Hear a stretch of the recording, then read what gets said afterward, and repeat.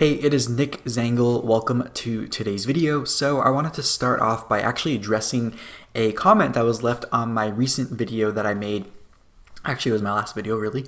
And it was a comment saying that someone believed that cancel culture was actually a fallacy. And so I wanted to tackle this, is cancel culture even real topic? And let me start by reading their comment, which was, they basically said, quote, cancel culture is a fallacy, it's complete BS, and today when a person refuses to be held accountable for their beliefs and or actions, they go into saying that they're trying to be canceled by whatever group is trying to cancel them. And so what I wanted to say was,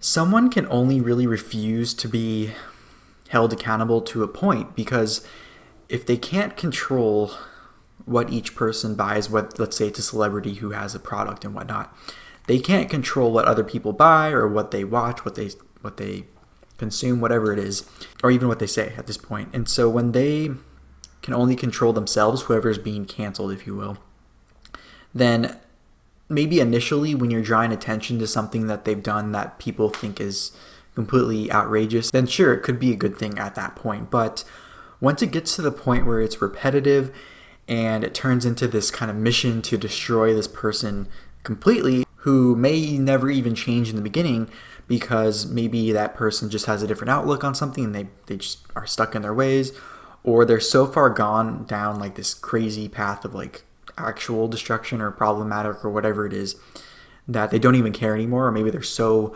successful at this point that they're like, I don't even care. So then at that point, if you're still trying to cancel them, it starts making you look really bad and actually kind of turns the cancellation onto yourself, whether you intend it to or not. And so I actually want to read what I responded specifically to this comment, which was, I said, I understand what you are saying, but in my opinion, there's a difference between holding someone accountable and trying to take their entire livelihood away because you disagree with them or you don't like them. And the mob mentality is the biggest problem of cancel culture to me, because I think a lot of people join the outrage mob or outrage woke cancel mob just because it is a trend rather than taking a beat to see what is really going on and treating people as human. I think people in the USA also tend to forget we live in a country where everyone has the opportunity to succeed. And if you don't like them or agree with them, then you can express that and not support them. But I caution people to be careful because the tides could turn very quickly to come back to bite you. I will also clarify that I say confronting cancel culture, not canceling cancel culture, because I think most things are not as black and white as sometimes they are portrayed when the intimidation mob gains momentum. And I think it is important to take the good out of what cancel culture brings to the table, but know that people not on that side are just going to create a parallel system to insulate themselves from these people that are determined to take them down. So those were my two comments to this person. And I think recently in the wake of Dr. Seuss basically trying to be canceled by this woke ideology is the peak of cancel culture, I think. And it may be a sign that we are about to see the decline of this type of mentality. And I think people are finally seeing the ridiculousness of and how far this has gone. Now, it's becoming more and more frequent and for lesser and lesser degree of things. So I think people are finally seeing cancel culture for what it is, even if they had partaken in it at one point. And I think at this point we see that everyone has something probably in their past that is cancel worthy. And I think if you stop and really think about what's going on, and if you were in that position, you'd probably not want that happening to you as well. So anyways, but I wanted to touch on an article from Insider that was actually very interesting to me, where they talked about, and they put it very well, about the spectrum of it. I actually want to read from the Insider article. It's actually called How Cancel Culture Quickly Became One of the Buzziest and Most Controversial Ideas on the Internet. So they talk about this, and I'll quote it. That says, quote, On one end of the spectrum are people like Bill Cosby, Harvey Weinstein, and R. Kelly, who were canceled by the public before their sex crimes trials. On the other end are everyday people like David Shore, who faced criticism on Twitter after he tweeted a study from an academic journal questioning the political consequences of violent and peaceful protests. Shore, who tweeted the link during the George Floyd protests, was fired, though the company has said it was not over his tweet. Despite the seemingly positive intentions of many cancellations to, quote, demand greater accountability from public figures, as Merriam-Webster's evaluation of the phrase notes, people tend to call out cancel culture itself as a negative movement, suggesting that the consequences of cancellation are too harsh in minor instances or represent rushed judgment in complicated situations. Others have criticized that criticism, saying cancel culture doesn't exist. With the varied usage and wide debate around the term, it's reasonable to ask where it came from and how it became a part of everyday speech. And so they go on to say the phrase was popularized only in the past few years, and now it's everywhere. And they said, quote-unquote, cancel culture came into the collective consciousness around 2017 after the idea of quote-unquote canceling celebrities for problematic actions or statements became popular. So then the article goes on to touch on different cancellations over the years and some of the history behind that. But I thought that was a very interesting grouping of words regarding cancellation and how, yeah, there is a spectrum, just like a lot of things. And now the minor offenses, if you will, or the revisionist history that is going on to cancel stuff from the past in today's context is a huge problem. And I've touched on this before in other videos over the past year, but I think it's getting to that point where people are... Just because something is historically bad in today's context doesn't mean we have to erase it from history or just completely forget that it ever happened. I think it's important to preserve those things that are quote-unquote problematic nowadays, because we can look back and say, hey, look how far we've come. Let's not repeat that. Or have it as historical context and still read it, still consume it today to know where we came from, like I said before. So speaking of self-imploding or cancel culture canceling itself, I wanted to touch on drama channels and kind of these communities that exist in YouTube in particular, and those are also self-imploding, just like the cancel culture and the cancel mob is eventually going to cancel themselves. Because, I mean, if your channel is based on drama, which some call it news, some call it gossip, tabloidy type stuff, or whatever it is, and I do cover some of those topics that those drama channels do cover as well.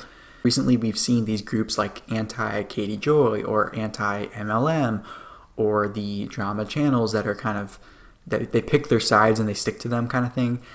And to the point where it gets a little toxic, or they start speculating in ways, and trust me, I've speculated in ways that I've come to learn were wrong. I'm not saying they can't speculate. So that community was criticizing Katie Joy from Without a Crystal Ball for doing these certain things, as far as attacking creators, going at people based on looks, of whatever other things that she was doing, being problematic or doxing or whatever it is. And then some people in that community started turning on each other doing those same things. Just like I alluded to in a video about Katie Joy a while back, how she was critical of these fundamentalist religious groups and called them cult-like and whatever it is, whatever criticism she had.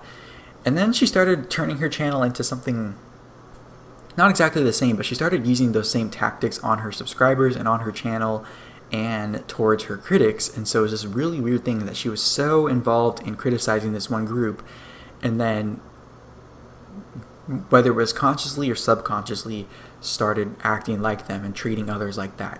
And so I'm seeing that same thing happening with the multi-level market or anti-multi-level marketing community. And I do have videos planned on that in the future, but that's something that's crazy too. And then, of course, drama channels. If your whole channel is talking about YouTube tea and drama and gossip, whatever you want to call it, I mean, at some point you become part of the drama, right? Because your whole channel is based on and breeds really that drama. So it's not a surprise when people who cover these drama topics start being the drama, if that makes sense. So in light of what I just talked about regarding cancel culture, does it exist? Is there a spectrum? You're probably wondering, well, Nick, in your last video and now on your channel banner, you have confronting cancel culture on there. And I'm going to be honest, while there's still an overarching theme to the channel that's addressing kind of the cancel culture thing, because I do feel a lot of things fall under cancel culture and people trying to cancel people for things I don't think that should be life-altering or life-ending as far as being able to take care of yourself. But I'm always afraid, and this is just like, I think a fear in life in general, of being stuck in something. And on this channel, I want to make sure I'm not pigeonholing myself too much with what I want to talk about. And so, although I think my schedule, I've gotten it down pretty good, and I may in the future actually add a few videos every week, or just, you can rely on me on Monday and Fridays for now, but know that I might add more in at some point. And I'll touch on the end how you can get the first update of that until we reach a certain milestone where I would get a community tab on here where I could update you right on here on YouTube. But I wanted to make sure I go back to my channel being classified in what really it was this whole time. I was just navigating how I wanted to say it, because obviously you've been seeing my recent videos. I've been really tackling the idea of labeling something and kind of the problems that come with these very simplistic labels of a very nuanced argument or side of something. And so my channel is observant commentary from me, but we're only almost a year in, so long way to go. I'm in it for the long haul. I'm committed to YouTube as my main platform as far as the mainstream ones. In the coming months, I'm going to be actually revisiting some topics I touched on a year ago and see kind of where my head's at in this new post-election, post-2020, almost post-pandemic mindset. And I think that'll be very interesting to go back and see those things. So look forward to that. At the moment, I am uploading a new video every Monday and Friday at noon Pacific Standard Time, and it is actually premiered and a live chat, so you and I can talk back and forth while we're watching the video for the first time.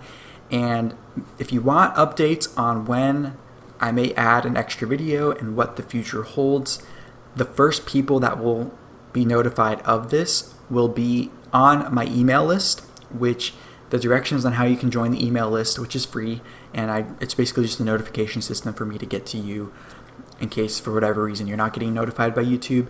If you want that, make sure to go to the description of this channel, this YouTube channel, in the About section, and it'll break down how to sign up and where to sign up. And I look forward to the future. So thank you so much for hearing me out. I cannot wait to talk to you in the next one and in the comment section.